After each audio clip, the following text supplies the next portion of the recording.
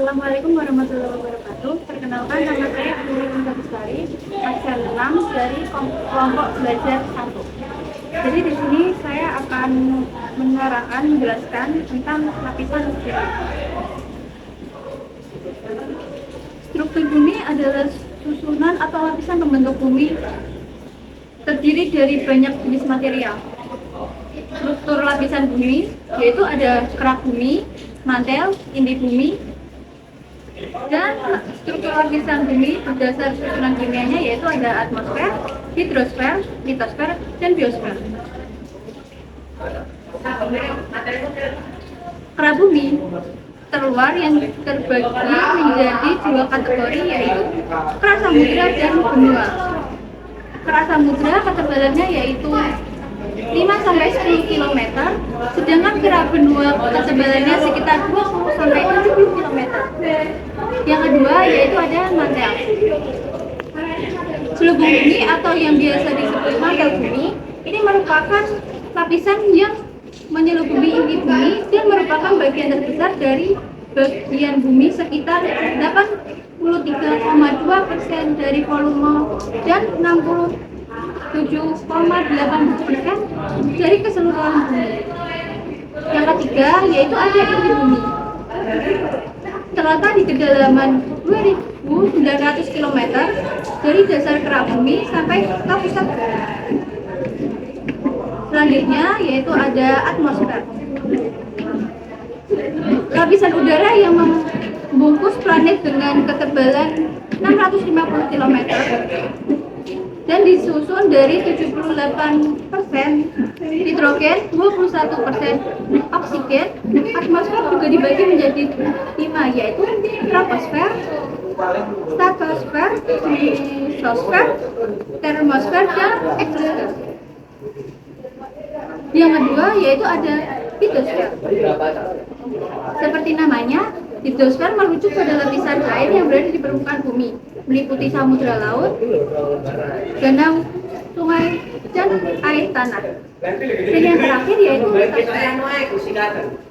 Lapisan kerak yang paling luar yang terdiri dari batuan litosfer adalah lempeng yang bergerak sehingga ada pergeseran benua. Ada dua bagian litosfer yaitu litosfer atas dan bawah. Dan yang keempat atau yang terakhir, sistem kehidupan yang ada biosfer. Sistem kehidupan yang paling besar karena terdiri atas gabungan ekosistem yang ada di planet. Sekian materi lapisan bumi ini. Perkenalkan, nama saya Erlangga Kantas Adibari, absen 12 dari kelompok belajar 2. Saya akan menjelaskan materi tentang litosfer. Litosfer adalah lapisan kulit bumi yang terdiri dari batuan. Litosfer mencakup berbagai bentuk permukaan bumi dan proses yang menyebabkan perubahan bentuk baik di daratan, perairan, dan udara. Litosfer mencakup kerak bumi atau crust yang merupakan lapisan kulit bumi terluar, letak dari kerak bumi di atas selimut bumi atau mantel. Lapisan bumi, bagian selimut bumi atau mantel, memiliki ketebalan 2.890 km, terdiri dari batuan yang mengandung zat besi dan logam. Lapisan selimut bumi dibagi dua, yaitu mantel bawah atau lower mantle dan mantel atas atau upper mantle. Inti bumi atau core merupakan bagian terdalam yang terdiri dari inti luar atau outer core dan inti dalam atau inner core. Bagian inti luar berbentuk logam cair yang mengandung besi, nikel, belerang. Bagian inti dalam berbentuk padat dan cair yang mengandung besi dan nikel. Nitrogen dimanfaatkan dalam bidang pertanian. Unsur uranium sebagai sumber energi dan bahan produk.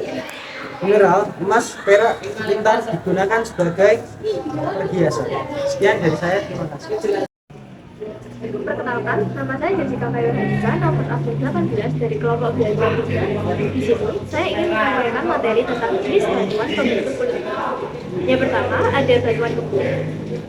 Batuan beku, bahan ini terbentuk dari magma hidrant yang membeku dan memadat karena proses pendinginan. Nah, jenis batuan beku sendiri, yang pertama ada batu tumpir, yang kedua ada batuan lelehan, yang ketiga ada batuan kerak. Nah, selanjutnya ada batuan sedimen. Adalah batuan penyusun kerak bumi yang terbentuk dari endapan struktur batuan yang mudah terlepas dan terbawa air, angin, ataupun es. Dan terakhir, ada batuan metamorf, merupakan batuan kerak bumi yang berasal dari perubahan batuan beku dan endapan akibat proses metamorfosis. Pembentukan batuan penyusun kerak bumi ini dipengaruhi berbagai faktor, utamanya suhu, tekanan, dan bahan lainnya. Sekian materi jenis batuan pembentuk kulit bumi. Terima kasih. Perkenalkan, nama saya Muhammad Aizna Semua dari absen 24. Saya dari kelompok belajar 4. Di sini saya akan menjelaskan tentang siklus batuan. Yang pertama, siklus batuan ialah proses terbentuknya batuan dan di bumi yang bermula dari magma ke batuan beku dan juga sedimen, lalu berjalan ke batuan metamorf dan kembali lagi ke magma. Manfaatnya ialah untuk bahan bangunan, bahan hiasan, bahan campuran bangunan, dan lain-lain. Jenisnya yaitu ada batuan beku, batuan sedimen, dan juga metamorf. Batuan beku yaitu yang terbentuk dari magma yang mendingin. Kalau sedimen terbentuk dari hasil pemadatan pada endapan berupa yang belum lepas. Batuan metamorf yaitu batuan beku yang mengalami problem akibat pengaruh fisik dalam jangkauan. Yang satunya ada contoh batuan beku yaitu batuan apung, granit, pasir, andesit. Contoh batuan sedimen, breksi, konglomerat, kaolin. Contoh batuan metamorf, gnesis, slate, dan marmer. Prosesnya yaitu magma mengalami kristalisasi, yaitu selanjutnya mengalami pelapukan, proses erosi, pengendapan, dan pembentukan. Batuan sedimen berubah menjadi batuan metamorf, dan metamorf lalu kembali lagi menjadi magma.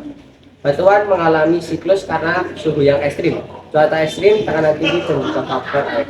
Sekian dari saya, dari kelompok 4. Bila ada salah kata mohon dimaafkan. Wassalamualaikum warahmatullahi wabarakatuh. Assalamualaikum warahmatullahi wabarakatuh. Perkenalkan, saya Riko Suta Ramadan dari kelompok belajar 5. Di sini saya akan menerangkan tentang tenaga endogen.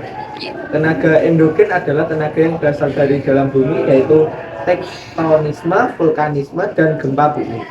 Macam-macam tenaga endogen adalah tektonisme atau diastrophisme. Tektonisme adalah tenaga yang berasal dari dalam bumi yang mengakibatkan perubahan lapisan bumi. Tektonisme dibagi menjadi dua, yaitu A. Gerak epirogenesa dan gerak orogenesa. Gerak epirogenesa adalah gerak dari dalam bumi yang sangat lambat dan meliputi kawasan yang luas.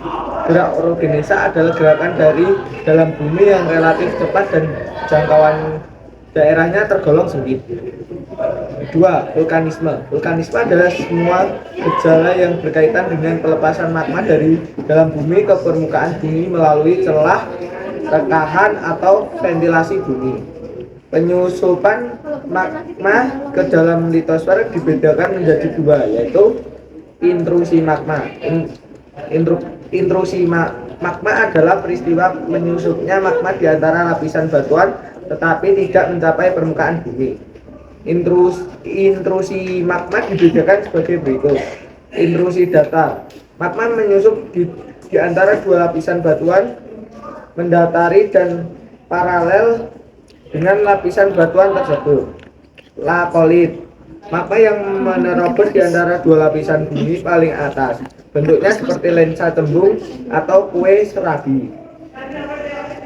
Gang atau korok. Batuan hasil intrusi magma yang menyusup dan membeku di sela-sela lipatan atau korok. Diatermis. Lubang atau pipa di antara dapur magma dan kepundan gunung berapi. Bentuknya seperti silinder memanjang. B. Ekstruksi magma. Ekstruksi magma adalah peristiwa penyusupan magma hingga keluar ke permukaan bumi dan membentuk gunung api. Hal ini terjadi apabila tekanan gas cukup kuat dan ada retakan pada kulit bumi sehingga menghasilkan letusan yang sangat dahsyat.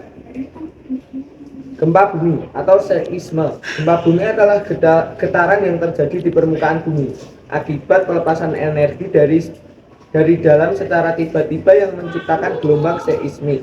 Gempa bumi dibagi menjadi tiga, yaitu gempa tektonik, gempa vulkanik, dan gempa rungkuan. Contoh tenaga endogen: patahan vertikal, patahan lembang di Jawa Barat dan patahan semangko di Pulau Sumatera.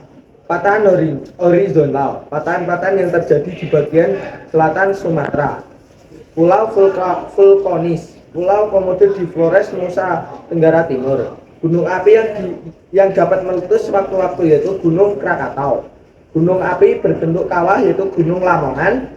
Gunung api berbentuk kerucut yaitu Gunung Merapi. Pengaruh tektonisme, vulkanisme, dan seisme dalam kehidupan. Pengaruh positif: A. Tenaga endogen membentuk relief muka bumi. B. Proses vulkanisme bermanfaat bagi lahan pertanian.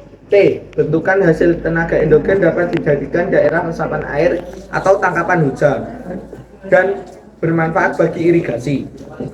Pengaruh negatif: A. Lereng-lereng pegunungan yang terbentuk karena tenaga endogen ada yang terjal dan landai. B. Daerah-daerah pegunungan yang terjal juga tidak baik dijadikan daerah permukiman karena rentan terjadinya tanah longsor. T. Proses alam endogen dapat menimbulkan gempa bumi dan letusan gunung api. Sekian dari kelompok belajar 5. Bila ada salah kata mohon dimaafkan. Wassalamualaikum warahmatullahi wabarakatuh. Assalamualaikum warahmatullahi wabarakatuh. Perkenalkan, nama saya Wikan Citra, absen 36 dari kelompok belajar 6. Di sini saya akan membawakan materi tentang tenaga eksogen. Tenaga eksogen merupakan salah satu tenaga pembentuk permukaan bumi selain tenaga endogen. Bedanya, tenaga eksogen berasal dari luar bumi yang termasuk pula kegiatan manusia. Klasifikasi berdasarkan jenis atau macam prosesnya. Pertama, ada tenaga eksogen dari proses pelapukan. Pelapukan adalah penguraian atau pelarutan mineral dan batuan. Pelapukan tersebut contohnya menghasilkan permukaan yang curam karena air, angin, air laut, hujan, dan lain sebagainya. Contoh tenaga eksogen lainnya karena proses pelapukan, seperti pembusukan hewan, tanaman, pelapukan kapur, dan lain-lain. Jenis kedua ada tenaga eksogen dari proses penipisan. Penipisan atau erosi adalah berpindahnya material dari satu tempat ke tempat lain di atas permukaan bumi. Contohnya yakni longsor oleh air, angin, es, dan gerak lainnya. Hasilnya terdapat bentang alam berupa patahan, dataran tinggi, dataran rendah, dan lainnya. Yang ketiga adalah sedimentasi. Sedimentasi adalah pengendapan zat dan menjadi sedimen. Proses sebelumnya yakni adalah penipisan atau erosi. Kemudian material tersebut mengendap. Contohnya yakni permukaan yang menebal seiring jalannya waktu dengan faktor sedimentasi udara, air, laut, atau es. Terima kasih. Sekian. Wassalamualaikum warahmatullahi wabarakatuh.